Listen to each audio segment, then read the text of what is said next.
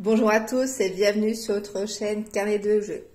En cette nouvelle année 2024, quelques petits changements sur la chaîne. En 2023, on avait fait un format de vidéo sur les jeux entrées, jouets et sorties.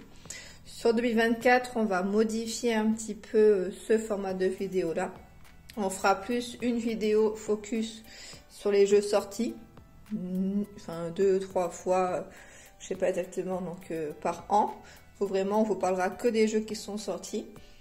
Et on va faire plutôt donc une vidéo sur les jeux qu'on a joués et les jeux sur lesquels on se projette de jouer. On retrouvera donc les jeux entrées, soit dans la pile des jeux joués, soit dans celle des jeux à jouer. Pour démarrer cette vidéo, je voulais juste vous faire un petit focus sur cette boîte qui a été imprimée en imprimante 3D pour le jeu Black Hole. Donc c'est une commande que j'ai passée, je vous mettrai en bas la référence de la personne si la boîte peut vous intéresser. Parce que j'étais un peu frustrée en fait de ma petite boîte avec les règles qui rentrent pas dedans, avec le gros scénario qui ne rentre pas dedans.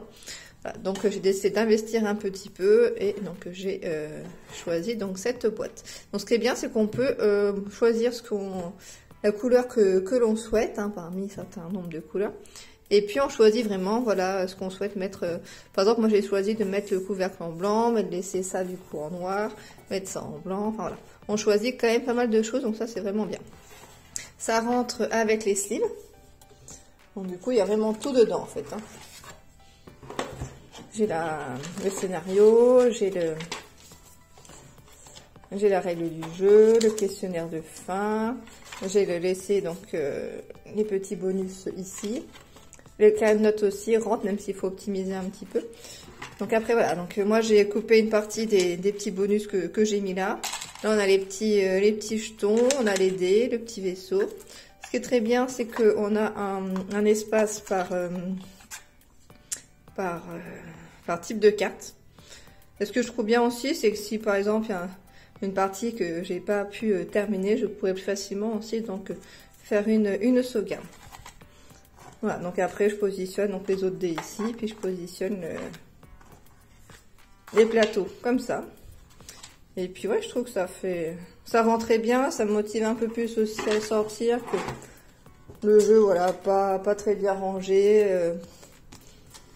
Ça me motivait moins.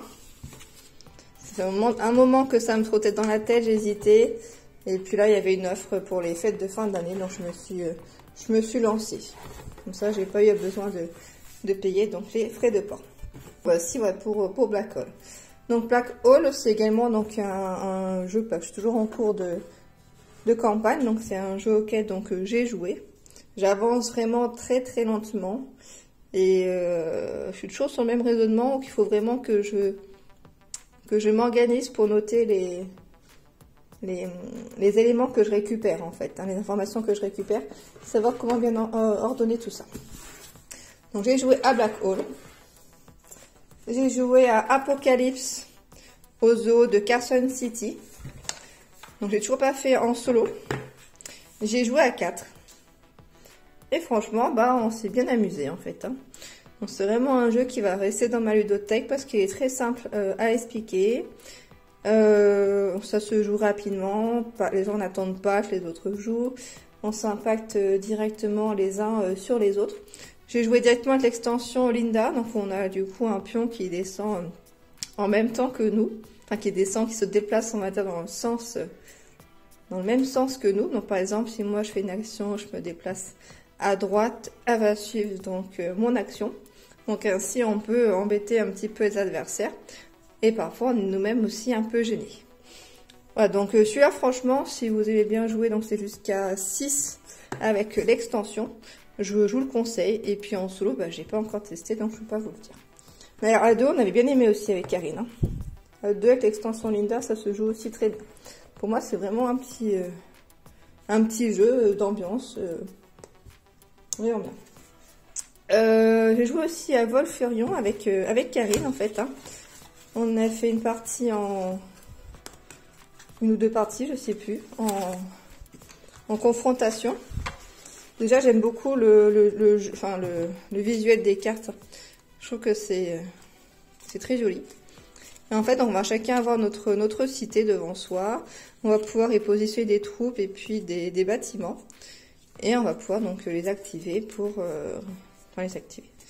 Pas vraiment d'activation, on va pouvoir utiliser leur bonus plutôt pour faire nous-mêmes donc des actions avec nos cartes. On a au milieu des merveilles. On a au milieu donc des cartes merveilles qui vont nous permettre, je sais, si je crois que c'est cela, qui peuvent nous permettre donc de faire des actions en plus également et d'enrichir notre deck. Non, c'est cela les merveilles, voilà.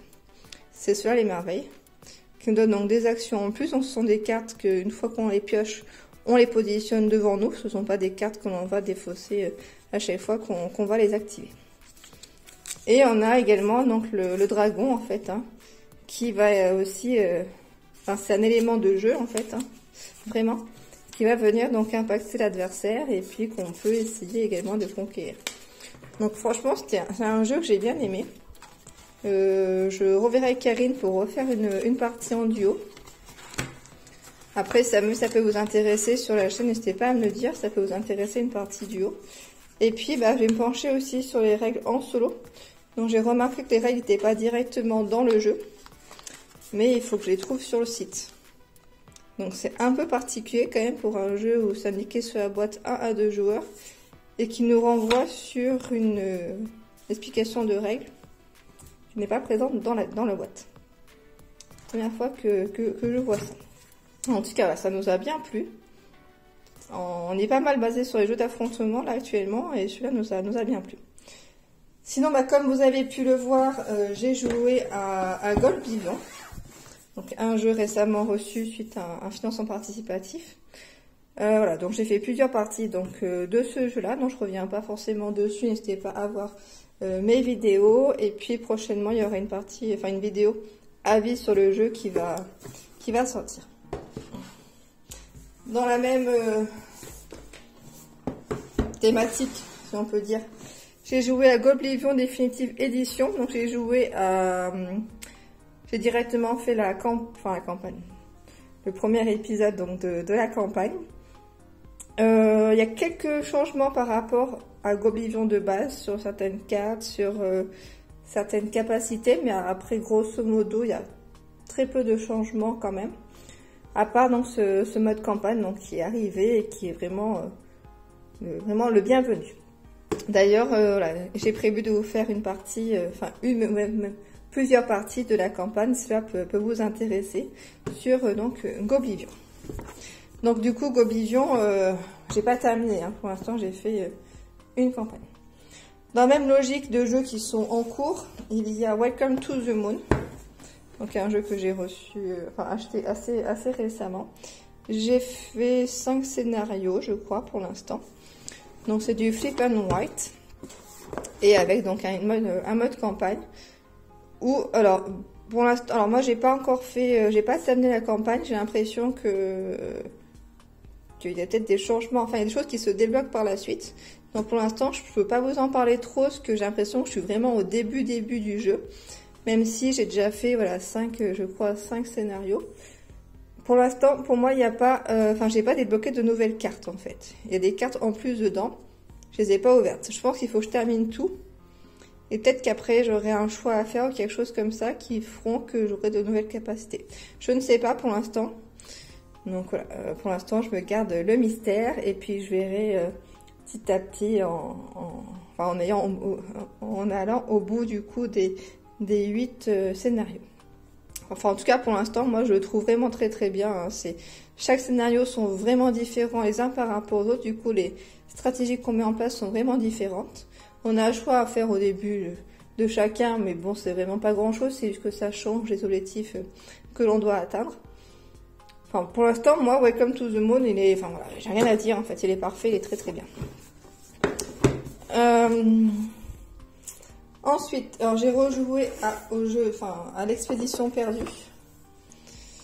J'y ai pas joué depuis au moins 2 ans, je crois. J'y ai rejoué et puis je sais pas, j'ai pas été du tout convaincue.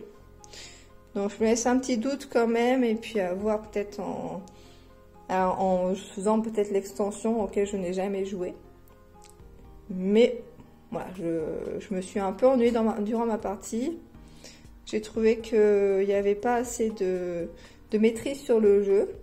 D'ailleurs, j'avais vu ma précédente, enfin une vidéo que j'avais faite sur la chaîne il y a longtemps et j'ai vu que j'avais réussi la mission. Alors dans mon souvenir, je n'avais jamais réussi ce jeu, mais du coup j'ai une preuve voilà, que j'ai déjà réussi. Alors que pour moi c'était un jeu difficile auquel j'ai jamais gagné. Mais non, du coup ce n'est pas le cas. Et dernier jeu auquel j'ai joué, c'est un gros morceau. Un jeu que j'ai joué donc tout récemment, hein. Age of Empires. Donc un jeu de 1 à 4 joueurs de chez Don't Panic Games, donc un jeu qu'on a reçu avec Karine. Donc là on est sur de la pose d'ouvrier qui est pas du tout le genre de jeu auquel je peux jouer. Je me suis beaucoup accrochée pour lire les règles parce que j'avais beaucoup de mal, parce qu'il y avait beaucoup trop d'icônes pour moi dans les règles. Et puis j'ai bien fait parce qu'avec Karine on a beaucoup apprécié de jouer ensemble, enfin contre du coup, mais de jouer à ce jeu en mode compétition. Il y a aussi donc un mode coopération qui correspond également au mode solo. J'ai tourné une vidéo donc qui devrait arriver très prochainement sur la chaîne, voire peut-être que vous la verrez d'ailleurs avant celle-ci. Je ne sais pas dans quelle ordre ça va sortir. Voilà. Où du coup là je réalise donc la partie en solo du jeu. Donc plutôt un bon point positif pour Age of Empires. Alors à la base c'est pas un jeu vers lequel je me serais tournée. Donc voici pour les jeux auxquels j'ai joué. J'en ai quand même joué pas mal. Hein. Maintenant je vais vous faire la pile des jeux que j'envisage de jouer du coup dans le mois. Alors il y a sûrement certains jeux qui ne seront pas dedans auxquels je jouerai évidemment, des nouveaux jeux ou un jeu que j'aurai envie par-ci par-là. Donc déjà Welcome to the Moon, je vais continuer donc la campagne. Pareil pour Goblivion. Pareil pour Black Hole, hein, que je suis on va dire à distance celui-là. Ça du coup on est plus sur des jeux d'ambiance. Wolfenstein, j'aimerais bien également y rejouer avec Karine, ou même toute seule d'ailleurs en solo, faut que je teste le mode solo. Et donc en nouveau jeu, il y a SOS Titanic, que j'ai eu il n'y a pas si longtemps que ça et que je ne me suis pas encore penchée dessus. Donc il y aura sûrement celui-là qui sera joué d'ici le mois prochain, je pense. Après, alors les autres, il y en a un, ça fait longtemps aussi que j'ai, un petit moment que j'ai pas joué. Donc j'ai prévu d'y jouer avec Karine. Voilà, donc c'est l'extension, la mémoire de la cité en ruine de This War of Mine, où il y a une campagne, un scénario du coup à l'intérieur avec, si je crois qu'il y a un petit peu un mode campagne, je me souviens plus trop exactement, mais justement c'est ce côté-là qui m'intéressait.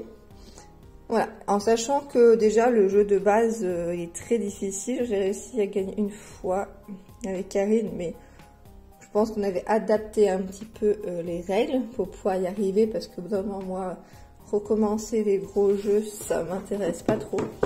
J'ai quand même envie d'aller au bout.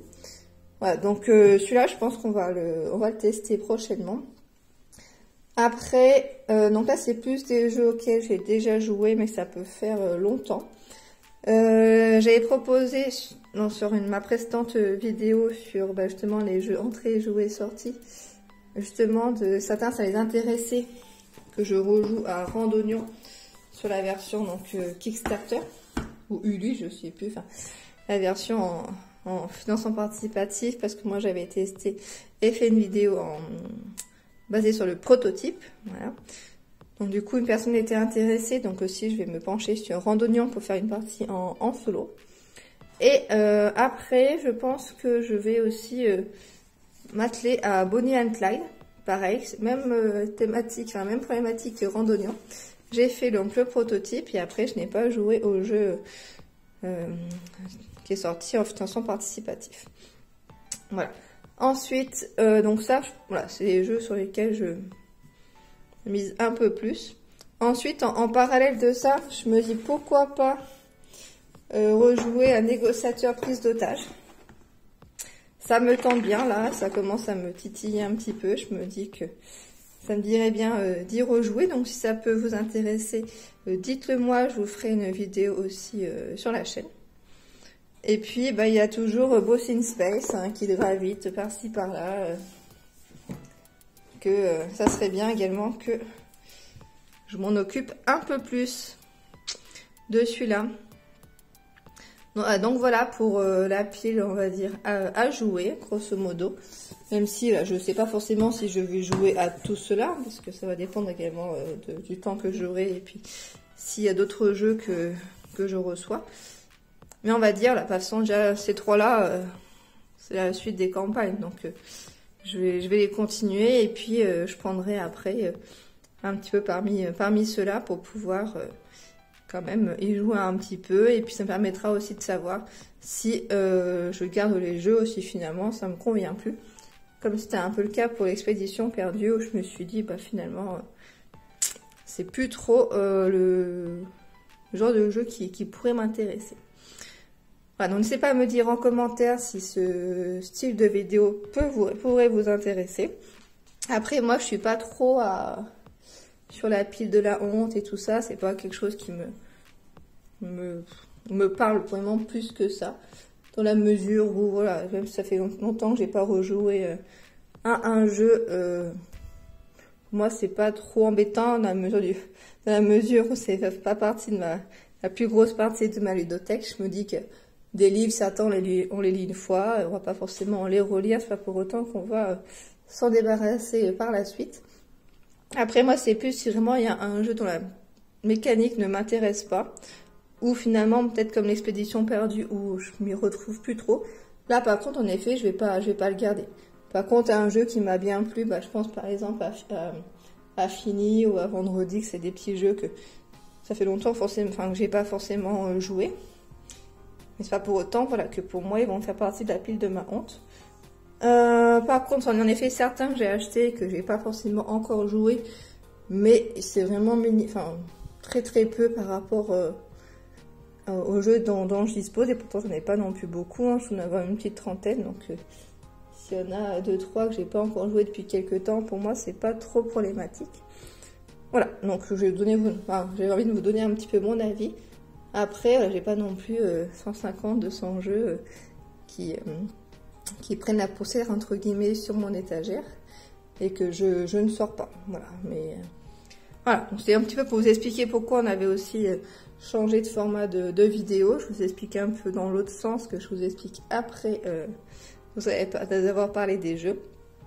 On était un peu parti sur cette idée-là avec Karine, de partir sur une pile de jeux à jouer. Comme ça, on inclut des jeux qui sortent pas trop de notre ludothèque et qui permettent d'y rejouer un peu plus, et puis se dire aussi bah finalement ce jeu là m'intéresse plus, je vais le vendre.